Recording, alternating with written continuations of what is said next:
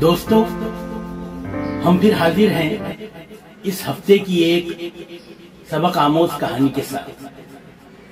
पेशे खिदमत।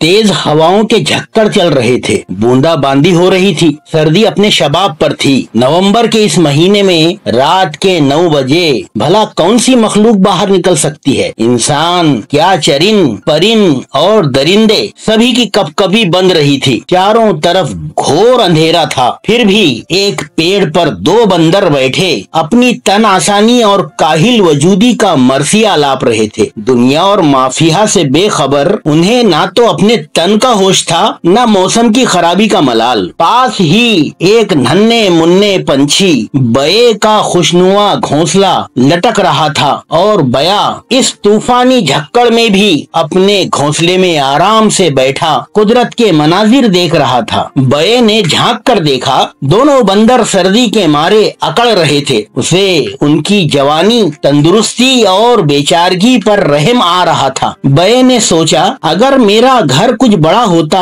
तो मैं जरूर इन दोनों को अपने पास बुला लेता, मगर अपना घर तो खुद ही बहुत छोटा है। ये दोनों मजबूत जिस्म के इसमें कैसे समा सकते हैं? इसलिए खामोश हो गया। इधर बंदर सर्दी और हवा के खौफ से कभी इस शाख पर कभी दूसरी डाली पर अपना वक्त गुजार रहे थे। लेकिन अचानक मोटे मोटे ओले जब दोनों बंदरों के सर पर पड़े तो वो दोनों बहुत ज्यादा खौफजदा होकर दरख्त को जोर जोर से हिलाने लगे। ऐसा लगता था कि दरख्त अभी जमीन पर आ रहेगा। बये ने जब देखा कि अपने साथ ये मुझे भी बर्बाद करना चाहते हैं तो उससे खामोश न रहा गया। बया बोला, भाई बंदर, पेड़ को जोर से हिलाने से सर्दी कम नहीं होगी। सर्दी, हवा, आंधी, ओला, ये सब तो कुदरत ने आसमान से भेजा है। इसे तुम कैसे रोक सकते हो? क्या अच्छा होता अगर तुम बलाए नागहानी से बचने के लिए अपने मजबूत हाथों से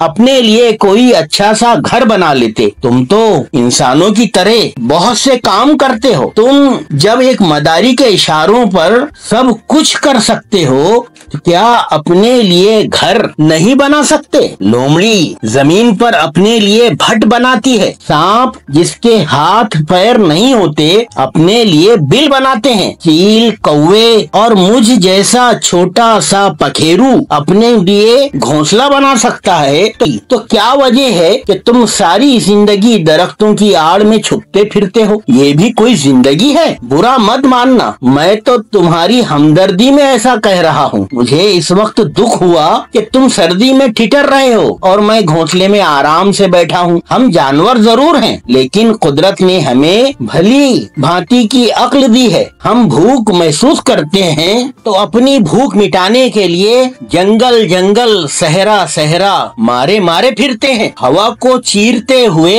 हर बार से गुजरकर आबोदाना तलाश करने वाले बेवकूफ नहीं होते। तुम भी अपना रिस्क तलाश करने के लिए दूर दूर जाते हो। फिर क्या वजह है कि जो आराम करने के लिए मकान नहीं बनाते? फिर तुम्हारी जिंदगी भी मुझ जैसे नाचीज परिंदे से कुछ कम अहम नहीं। बंदर जो अब तक बये की लन तरानियां सुनता रहा था और जो इस ठंड के बावजूद गुस्से में आग बगोला हो रहा था, एकदम उबल पड़ा। बस बस बकवास बंद कर, वरना तेरी जबान खींच लूंगा। मेरे हाथों में इतना जोर है कि तेरी गर्दन मरोड़ सकता हूँ। मेरे दांतों में तलवार जैसी धार है, तेरा सर कलम कर सकता हूँ। तेरा ये महल फूंक से उड़ा सकता हूँ और तेरी हस्ती फिन नार कर सकता हूँ। बया खौफ से लरज उठा। भाई बंदर, मुझे माफ कर दो, मैं आइंदा से कुछ नहीं कहूँगा। बंदर बोला, तेरी हिम्मत क्यों हुई कि मेरे मुकाबिल आकर नसीहत करे? ये कहते हुए फौरन बढ़कर बये का घोंसला नोच कर फेंक दिया।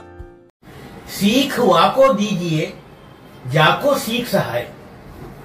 सीख वाको दीजिए, जाको सीख सहाय। सीख न दीजिए बांद्रा के, घर बये का जाए। यानी दोस्तों, इस शेर का मतलब ये है कि सीख या तरबियत उसकी कीजिए जो आपकी बातों पर कान धरे, उसको नहीं कि जो आपकी बातों को सुनकर गुस्सा हो जाए और आप ही के पीछे पड़ जाए और आपको बर्बाद करने पर तुल जाए।